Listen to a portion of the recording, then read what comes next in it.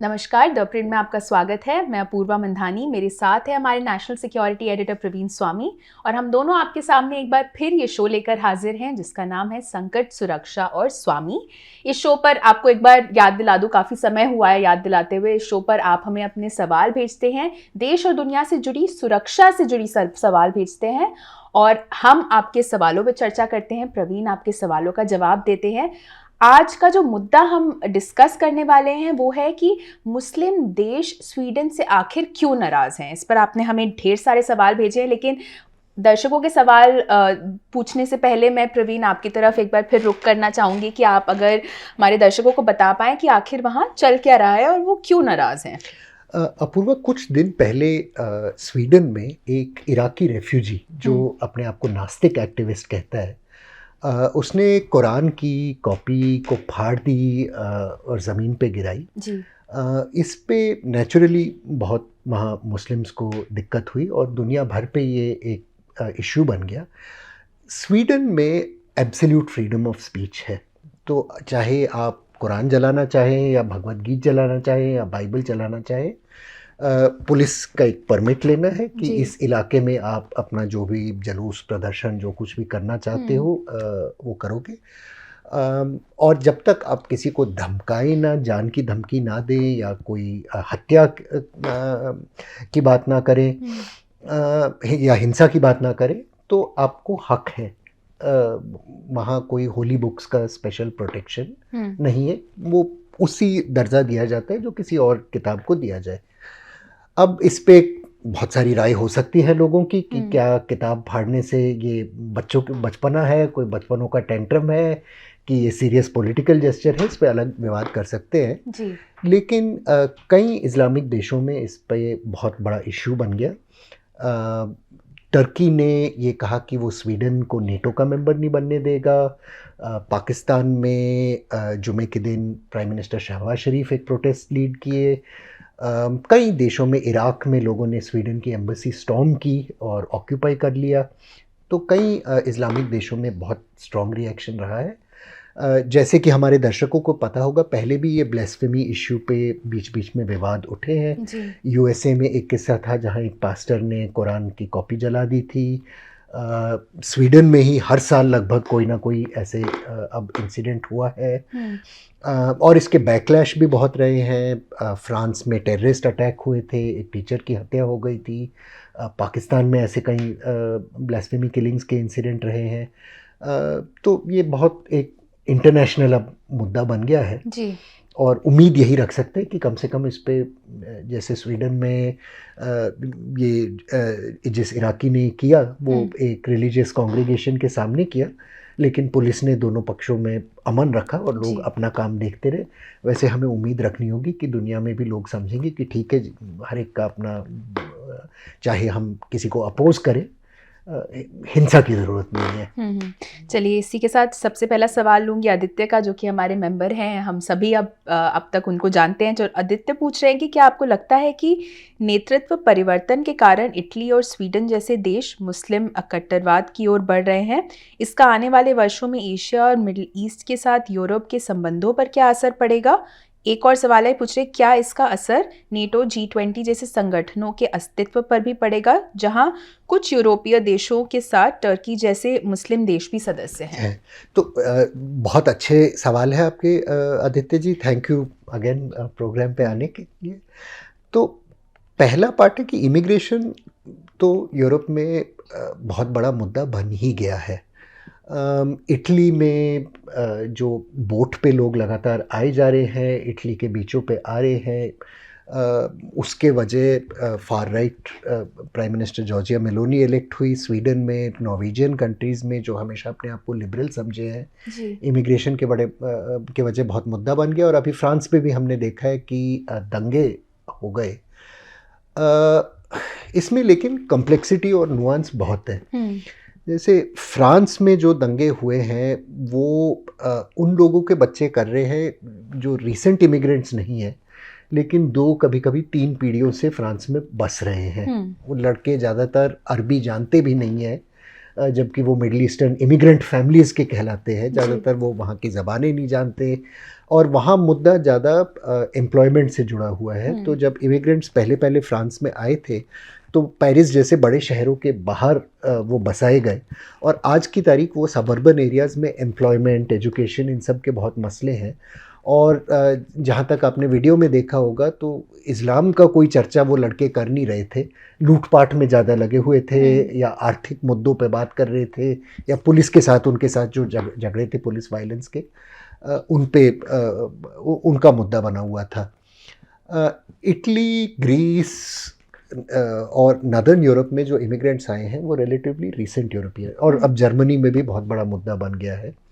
अब यूरोप एक अजीब सी दुविधा में है क्योंकि यूरोप की वाइट आबादी अगर कहना चाहते हो या ओरिजिनल आबादी, उसकी बर्थ रेट काफ़ी कम है और लगभग हर क्वालिफाइड सेक्टर में लोगों की कमी, मज़दूरों की कमी है। तो जर्मनी में मानो हेल्थ केयर वर्कर्स का बहुत बड़ा इश्यू बन गया है क्योंकि लोकल लोग हैं ही नहीं जो एल्डरली लोगों को हेल्थ केयर प्रोवाइड कर सकते हैं, केयरर्स का।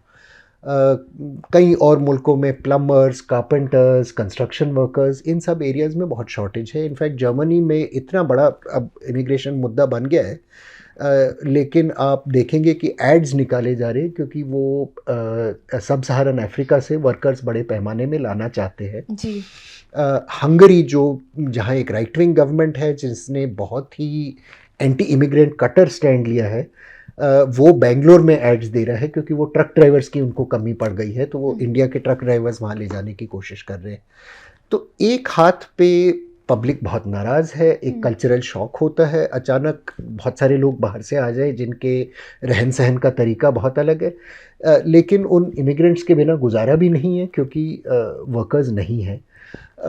इसका पॉलिटिकल फ़ायदा तो लोग उठा रहे हैं, लेकिन जैसे आप इटली में अगर देखेंगे तो पूरी मोज़रेला चीज़ की बिज़नेस जो है वो पंजाबी इमिग्रेंट लेबर पे डिपेंडेंट है क्योंकि लोकल लड़के हैं जो हैं वो अब बफलोज़ के साथ और ये सब काम नहीं करना चाहते हैं और गांव पे गांव की आबादी मतलब ख़त्म हो गई है। यहाँ तक कि इटली की कुछ स्कीमें हैं कि गांव में €1 का वो अबैंडन घर अब बाहर के लोगों को देने को तैयार है। तो एक साइड पे एक कल्चरल इशू है जो बहुत ही इमोशनल इशू है, इसका रिएक्शन एक बहुत पॉलिटिकल फोर्स बन गया है, इस्लाम से जुड़ा हुआ है। दूसरे हाथ पे इकोनॉमिक रियलिटी, जहाँ इमिग्रेशन के बिना मतलब इन कंट्रीज़ की इकोनॉमी चल नहीं सकती है। अब देखना पड़ेगा ये प्ले आउट कैसे करता है, लेकिन मुझे लगता है यूरोप में आने वाले सालों में ये टेंशन बहुत रहेंगे, ख़ास तौर से क्योंकि इस्लाम और इस्लामिक रिलीजियस इश्यूज इसमें आके जुड़ गए हैं जी। और कई इमिग्रेंट्स के लिए, स्पेशली रीसेंट इमिग्रेंट्स के लिए, अपने आप को असर्ट करने के एक तरीका बन गया है कि वो रिलीजियस राइट्स क्लेम करते हैं, ना कि पॉलिटिकल राइट्स। जी जी। अब आदित्य, आती है बात नेटो के इस पे। एर्डोवान जो टर्की के लीडर हैं, और टर्की तो बहुत पुराना नेटो का मेंबर है, खास इम्पोर्टेंस है उसका क्योंकि रशिया के साथ लैंड बॉर्डर है जी। नेटो के मिसाइल्स वहाँ स्टेशन हैं। अब एर्डोवान इस्लाम पसंद पॉलिटिशियन है, उनकी कंस्टिट्यूएंसी जो है बहुत रिलीजियस है, बहुत कंजर्वेटिव है, और वो दिखाना चाहते हैं कि वो इस्लाम के रक्षक हैं पूरे मिडल ईस्ट में, और अब वो स्वीडन की मेंबरशिप स्वीकार करने को तैयार नहीं है। मेरे ख्याल से एर्डोवान साहब इवेंचुअली कुछ बार्गेन करने की कोशिश करेंगे कि कुछ और उनकी नेटो के साथ जो प्रॉब्लम्स हैं, वेपन्स के सेल्स के इश्यूज़ हैं, ग्रीस के साथ ख़ासतौर से उनके बहुत गहरे टेंशन हैं जिनमें टर्की बहुत नाराज़ रहा है क्योंकि फ्रांस और दूसरे नेटो मेंबर ग्रीस का समर्थन कर रही है ईजेन आइलैंड डिस्प्यूट्स पे। एर्डोवान कुछ बार्गेन करने की कोशिश करेगा और इवेंचुअली मान जाएगा स्वीडन की मेंबरशिप, लेकिन ये रिलीजियस इशू बहुत ये इनके लिए कन्वीनियंट बार्गेनिंग टूल आया है, और क्योंकि नेटो में कंसेंसस बना के चलना होता है जी। और वोटिंग से बात नहीं बनती, तो काफ़ी लीवरेज तो है उनकी। चलिए, इतना दिलचस्प सवाल भेजने के लिए आपका बहुत बहुत धन्यवाद आदित्य। अगला सवाल ले रही हूँ बाप कामत का, जो कि हमारे मेंबर हैं। सबसे पहले बोल रहे हैं excellent program Apurva and Swami ji, thank you so much, आपका बहुत बहुत धन्यवाद। पूछ रहे हैं कि स्वीडन जैसे मुद्दों को किसी देश या विश्व की राय को हाईजैक करने की अनुमति क्यों दी जाती है, जबकि कॉस्ट ऑफ लिविंग, महिलाओं और बच्चों के स्वास्थ्य और सुरक्षा जैसे मुद्दों पर अर्जेंट कार्यवाही की आवश्यकता है और मुस्लिम दुनिया या आबादी को भी अपनी रिस्पॉन्स को बेहतर रेगुलेट करने की आवश्यकता है। क्या ये सही पोजीशन होगी लेना? कामत साहब, मैं पर्सनली तो आपसे इस बात पे 100% सहमत हूँ। मिडल ईस्ट में भी जो लोग इतनी गर्मी दिखाते हैं धार्मिक मुद्दों पे, शायद स्वास्थ्य जैसे मुद्दे, हेल्थ केयर जैसे मुद्दे, सिविक कम्युनिटीज़, डेमोक्रेसी, इन मुद्दों पे लोग उतने ही गर्म हो जाए तो बहुत अच्छी बात रहेगी। और ये शायद भारत का भी कहा जा सकता है कि हम मंदिर मस्जिद पे बहुत जल्दी गर्म हो जाते हैं, लेकिन रोज़गार के मुद्दों पे और स्वास्थ्य के मुद्दों पे उतना, औरतों के, महिलाओं के हक के मुद्दों पे उतना ध्यान नहीं देते हैं। अब ऐसे क्यों है, शायद ये इसका आंसर कोई सोशियोलॉजिस्ट या सोशल साइकोलॉजिस्ट आपको दे पाएगा। लेकिन दुनिया भर में और इतिहास में हमने देखा है कि ये ट्राइबल इश्यूज़, एक तरह से कहे जा सकते हैं आइडेंटिटी इश्यूज़, इन पे लोगों को मोबिलाइज़ करना बहुत आसान रहता है। यूरोप में हमें याद रखना चाहिए कि लगभग 600 साल के लिए फ्रांस में, जो आज इतना सेक्युलर मुल्क है, रिलीजियस वॉर्स कैथोलिक्स और प्रोटेस्टेंट्स के चले और सेंचुरीज़ के लिए एक दूसरे के कत्लेआम करते आए, और फिर फाइनली 18वीं शताब्दी के लगभग अकल आई कि एक दूसरे का ऐसे कत्ल करते रहेंगे तो कभी तरक्की नहीं कर पाएंगे। मेरे ख्याल से 2 प्रोसेस अभी चल रहे हैं यूरोप में जो बहुत, मतलब सोशली अहम है, लेकिन बहुत आगे ही उनका रिज़ल्ट दिखाई देगा। एक हाथ पे ये कंट्रीज़ डी क्रिश्चियनाइज हो रही हैं, तो नदर्न यूरोप में ख़ासतौर से देखो या यूके में देखो, जबकि लोग अपने आप को नोशनली क्रिश्चियन कहते हैं, वो चर्चों में जाना बंद कर दिया है, क्लर्जी की बात मानते नहीं है। इटली में भी, जहाँ हमेशा कंजर्वेटिव कैथोलिसिज्म का बहुत होल्ड रहा है, पोप का एक इमोशनल होल्ड रहा है, वहाँ भी लोग धीरे धीरे सेक्युलराइज होने लग गए हैं। तो अबॉर्शन पे या डिवोर्स पे एटीट्यूड्स बहुत बदल गए हैं। तो एक हाथ पे सोसाइटी ड्रिफ्ट अवे करने लग गया, और ये कुछ कम्युनिटीज़ में, जैसे फ्रांस के मुस्लिम्स जो हैं, उनमें भी आपको ये दिखाई देगा कि अपने आप को मुस्लिम ज़रूर कहते हैं, मुस्लिम होने का दिखावा करते हैं, लेकिन वो सोसाइटीज़ इफ़ेक्टिवली सेक्युलराइज हो गई हैं, क्योंकि वो बच्चे ना अपने कल्चर का ज़्यादा कुछ मिडल ईस्ट का जानते हैं, ना मस्जिद से कोई गहरा ताल्लुक़ रखते हैं, ना रिलीजियस ऑब्जर्वेंस का रखते जी। एक हाथ पे ये है, दूसरे हाथ पे नए इमिग्रेंट्स जो हैं बहुत रिलीजियसली ऑब्जर्वेंट हैं, और शायद वो इमिग्रेंट होने के वजह ज़्यादा ऑब्जर्वेंट बन जाते हैं, क्योंकि जब अपने कल्चर का या अपने रूट्स का सहारा नहीं है, तो शायद धर्म एक कम्युनिटी को यूनिफाई करने का या एक वो अपने कल्चरल आइडेंटिटी रखने का तरीका बन जाता है। और ये दोनों कल्चर्स में कोलिशन, मतलब एक सेक्युलराइज सोसाइटी में और एक रिलीजियस इमिग्रेंट में बहुत टक्कर आ रहा है।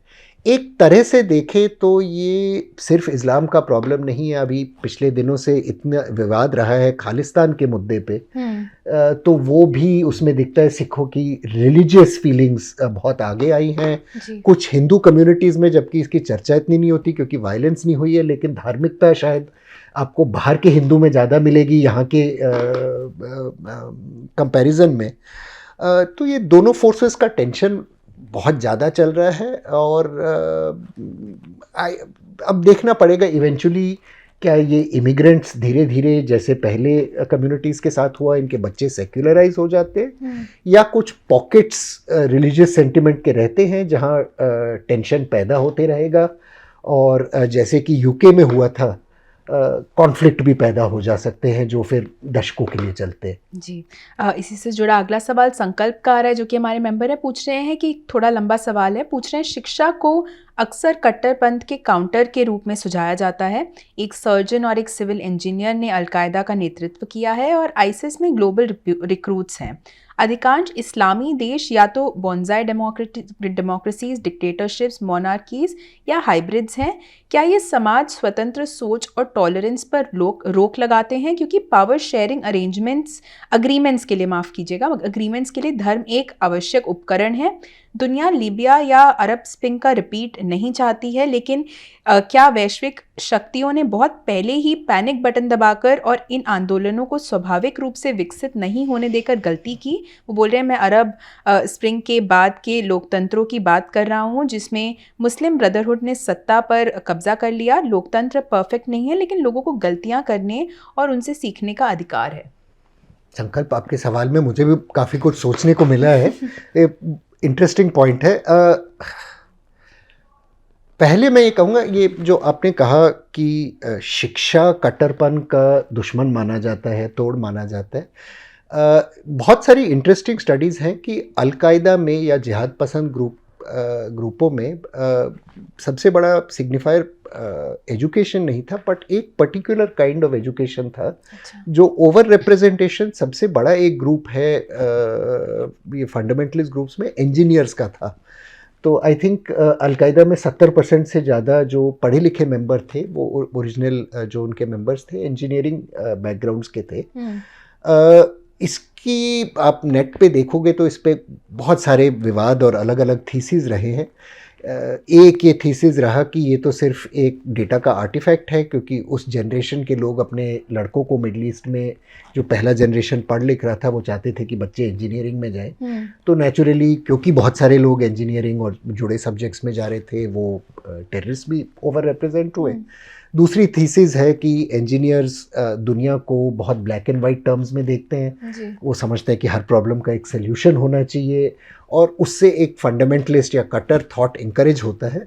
इसमें मेरी कोई अपनी राय नहीं है, लेकिन जैसे कि मैंने कहा, अगर आप नेट पे देखेंगे तो बहुत सारे अलग अलग डिस्कशंस और थीसिस इस पे आपको मिलेंगी।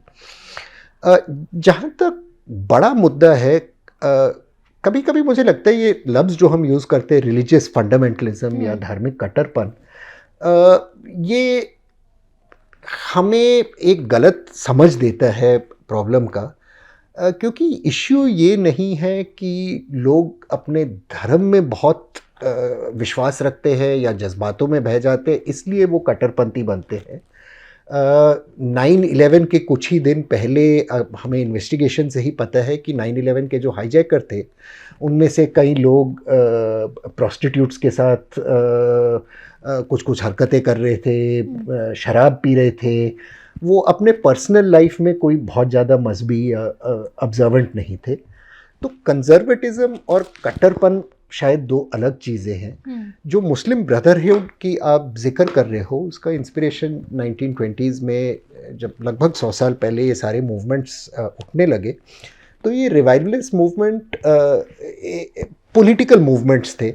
अबुल अला मौदूदी जो जमाते इस्लामी के फाउंडर थे इस रीजन में, उनको तो ये भी लगता था, उनने कहीं एक ऐसे में ये फ्रेज़ किया हुआ है, यूज़ किया कि इस्लाम कोई ये रिचुअल्स और पूजाओं का कलेक्शन नहीं है, वो एक पॉलिटिकल आइडियोलॉजी है, ये उनका बिलीफ था।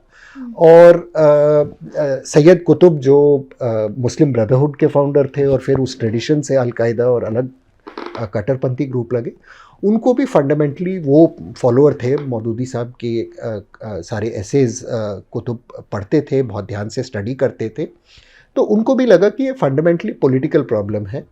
और अलकायदा जैसे ग्रुप्स और या जो अरब स्प्रिंग में कट्टरपंथी ग्रुप सामने आए, वो पॉलिटिकल पावर के नक्शे में एक परिवर्तन लाने की कोशिश कर रहे थे। बेसिकली करप्ट डिक्टेटरशिप्स को हटा के धार्मिक या कट्टरपंथी डिक्टेटरशिप्स को या थियोक्रेसीज़ को लाने की कोशिश कर रहे थे। तो थियोक्रेसी की ये मेन फीचर नहीं है कि उसमें सबको चर्च जाना होगा या 5 बार नमाज पढ़ना होगा या मंदिर जाना होगा। उसकी मेन फीचर ये है कि सबको पॉलिटिकल शासन और नियम अधिकार फॉलो करना होगा जो रिलीजियस अथॉरिटी सही समझता है। अब आपका पॉइंट बिल्कुल सही है कि डेमोक्रेसी और थियोक्रेसी दो ऑपोजिट चीज़ें हैं। डेमोक्रेसी, मैं आपसे पूरी तरह सहमत हूँ कि डेमोक्रेसी ही आगे का रास्ता हमें बताता है, लेकिन ये याद करना चाहिए कि मिडल ईस्ट में कभी डेमोक्रेसीज़ नहीं रही हैं। जो डेमोक्रेसीज़ 1950s में पैदा होने लगी वो तोड़ी गई, और वो ज़्यादातर अमेरिका ने तोड़ी, क्योंकि उनको डर उस वक्त ये था कि ये ऑयल रिच रीजन में डेमोक्रेसीज आ जाएंगी तो लेफ्ट विंग फोर्सेस भी आ सकती हैं और यहाँ सोशलिज्म बन जा सकता है और लोग सोवियत रूस से अलाई कर जाएंगे। और क्योंकि डिक्टेटर्स को लगातार आर्थिक सहायता दी गई, हथियार दिए गए, मिलिट्री सपोर्ट दिया गया, डेमोक्रेसी कभी अपने आप को एक्सप्रेस नहीं कर पाई और उससे फिर ये कट्टरपन या कट्टरवादी फोर्सेस एम्पावर हुए। ये हमने ईरान में देखा, अब इराक में देख रहे हैं, कई और मुल्कों में देख रहे हैं।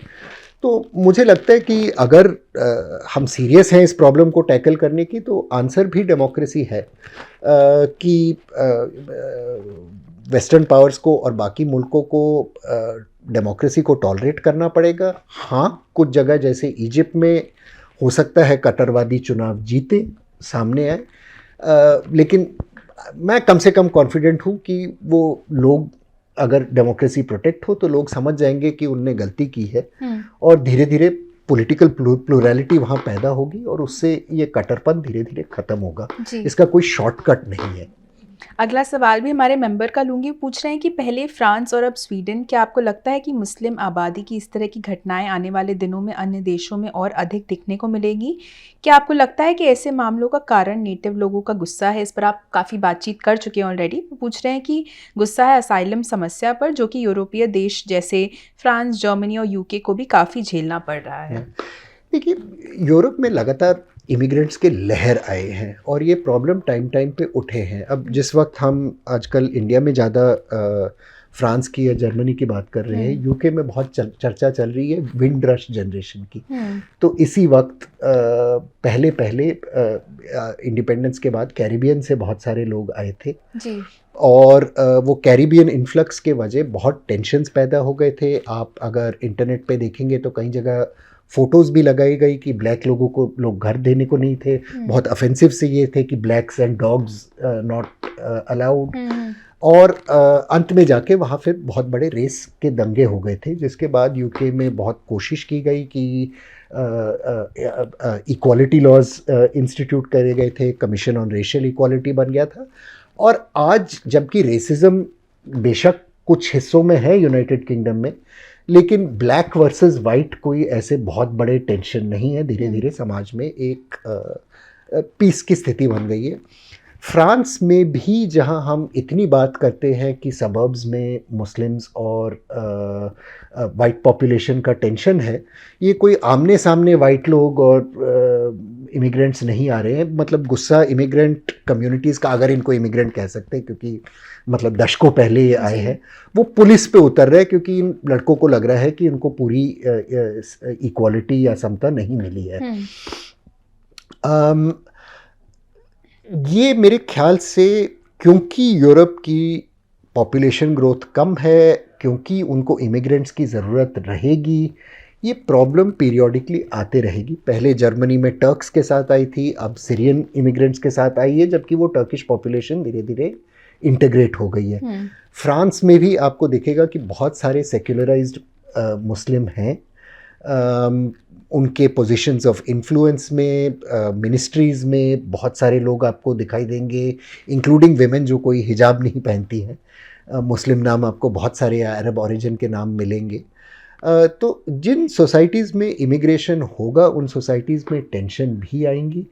और अनफॉर्चुनेटली ये इस वक्त पे इमिग्रेशन का ये सामने उभर रहा है जब इकोनॉमी स्टैग्नेंट है, यंग लोकल लोगों को अपॉर्चुनिटीज़ की कमी पड़ रही है, डेट का प्रॉब्लम बहुत हो गया है। तो ये टेंशन में एक तेज़ी आ गई है, गर्मी आ गई है, जो शायद थोड़े अलग माहौल में ना आती जी।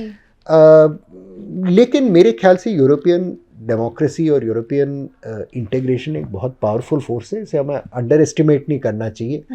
और ये जो इम्प्रेशन है कि यूरोप में एक टूट आने वाला है और रेशियल जंग छिड़क जाने वाला है, शायद ये एक एग्जैजरेटेड फियर है। अच्छा। जो 10 साल बाद हमें लगेगा कि अरे हम बहुत ज़्यादा बात को आगे ले गए थे। टेंशन ज़रूर होंगे, लेकिन इंटीग्रेटिव एक फोर्स भी रहेगा। ये सोशल डेमोक्रेसीज़ है। अभी जो नए इमिग्रेंट्स हैं जो शायद कभी मिसबिहेव कर लेते हैं हिजाब के बिना औरतों को देख के, या कुछ एक्सट्रीम डिमांड्स देते हैं या कोशिश करते हैं कि अपनी बेटियों की शादी ज़बरदस्ती अपने मुल्कों में किया जाए, इनके बच्चे स्कूल जाएंगे, इनके बच्चे यूरोपियन नॉर्म्स अडॉप्ट करेंगे और शायद 10-20 साल बाद हालत कुछ अलग लगेगी और फिर उसके बाद 20 साल बाद और इमिग्रेंट्स आएंगे और अलग नए रूप में टेंशन ज़रूर पैदा होंगे। जी चलिए प्रवीण, आज का आखिरी सवाल लूंगी। हमारे दर्शक हैं, इनका नाम है शिव कनका सभापति, पूछ रहे हैं कि किस अंतर्राष्ट्रीय कानूनी ढांचे के तहत विदेशी शक्तियां स्वीडन के भीतर कानूनी कार्रवाई के लिए के एक अलग तरीके को लागू कर सकती हैं? मुस्लिम राष्ट्रों पर इसका रेसिप्रोकल प्रभाव क्या हो सकता है? अंतर्राष्ट्रीय कानून में ब्लेस्फेमी के मुद्दे पे या रिलीजियस बुक्स के रिस्पेक्ट पे कोई एस्टैब्लिश्ड लॉ नहीं है। Organization of the Islamic conference जो है, जो मुस्लिम मुल्कों का डिप्लोमेटिक ग्रुपिंग है, वो बहुत वक्त से कोशिश कर रही है कि यूनाइटेड नेशंस ब्लेस्फेमी को एक ऑफेंस माने जी। और उनका ये कहना है कि जैसे कि इंडिविजुअल के प्रोटेक्शन है हेट क्राइम्स के अगेंस्ट, वैसे रिलीजन्स को भी कोई प्रोटेक्शन मिलना चाहिए। लेकिन by and large liberal democracies जो हैं ये रिजेक्ट कर रही हैं। एक एक्सेप्शन यूनाइटेड किंगडम होता था जहां एक ब्लेस्फेमी लॉ था, लेकिन यूनाइटेड किंगडम में भी मेरे ख्याल से ये अपूर्वा चेक करके आपको बता पाएंगी, बट 1960s से कोई ब्लेस्फेमी प्रोसिक्यूशन अटेम्प्ट भी नहीं हुआ। 60s में एक इंडिविजुअल थी जो क्रिश्चियन कट्टरपंथी थी, जिन्होंने किसी प्ले में जिसमें जीसस का होमोसेक्सुअल डिपिक्शन था उस पर एक ब्लेस्फेमी प्रोसिक्यूशन लाने की कोशिश की थी। उसके बाद कोई प्रोसिक्यूशन हुआ नहीं है, जबकि शायद ब्लेस्फेमी लॉ भी उनके स्टैट्यूट पे है लेकिन अनएनफोर्स है जी। यूनाइटेड स्टेट्स में, फ्रांस में, कई यूरोपियन मुल्कों में ऐसे कोई लॉ है ही नहीं, ना वो उसको आने देंगे। मेरे ख्याल से इस्लामिक मुल्कों को स्वीकार करना होगा कि लिबरल डेमोक्रेसीज़ में जैसे कि उनका हक है ब्लेस्फेमी को पनिश करने का, चाहे मुझे रिपग्नेंट लगे कि किसी का सर काट दिया जाए या जान ले ली जाए ब्लेस्फेमी के लिए, वैसे लिबरल डेमोक्रेसीज़ में अलग वैल्यूज़ रहेंगी। भारत में हमारे अपने कुछ ब्लेस्फेमी लॉ जैसे प्रोविजंस हैं जिसमें हम ग्रुप ऑफेंस को पनिश करते हैं। उस पे हमारे ही मुल्क में चर्चा रही है कई सालों से कि ये अंग्रेज़ों के ज़माने के कानून रहने चाहिए हमारे स्टैट्यूट में, कि हमें हटा देने चाहिए। पाकिस्तान में उन्हीं कानूनों को और सख्त कर दिया गया है और पनिशमेंट दिया गया है। लेकिन यूरोप में और यूनाइटेड स्टेट्स में कंसेंसस, लिबरल कंसेंसस ये है कि जब तक आप वायलेंस ना इंसाइट कर रहे हो या किसी इंडिविजुअल के अगेंस्ट या ग्रुप के अगेंस्ट हेट्रेड इंसाइट ना कर रहे हो, तो ब्लेस्फेमी जैसी कोई ऑफेंस नहीं होनी चाहिए। और मुझे नहीं लगता कि मिडल ईस्ट के दबाव से इसमें कोई परिवर्तन आएगा। चलिए, इसी के साथ हमारा आज का एपिसोड यहीं खत्म होता है। आशा करती हूँ आपको एपिसोड पसंद आया हो। आप सभी से एक बार फिर धन्यवाद कहना चाहूँगी कि आप हमें अपने सवाल भेजते हैं, और आपसे गुजारिश भी करूँगी कि आप अगले हफ्ते के लिए भी हमें इसी तरह से सवाल भेजें। आपको बता दूँ कि सवालों के लिए हम एक कम्युनिटी पेज पर, हमारा जो यूट्यूब चैनल है उसके कम्युनिटी पेज पर एक पोस्ट डालते हैं हर हफ्ते, जिसमें हम एक सवाल उठाते हैं जो देश या दुनिया से जुड़े की सुरक्षा से जुड़ा कोई भी सवाल हो सकता है, उससे जुड़ा, या अगर आपके पास कोई और सवाल हो तो उससे भी जुड़ा आप सवाल उस कम्युनिटी पोस्ट पेज के पोस्ट पर आप कमेंट करके हमें भेज सकते हैं, और हम पूरी कोशिश करेंगे कि आपके ज़्यादा से ज़्यादा सवालों के जवाब प्रवीण दे पाएँ। इसी के साथ आप सभी का हमसे जुड़ने के लिए बहुत बहुत धन्यवाद।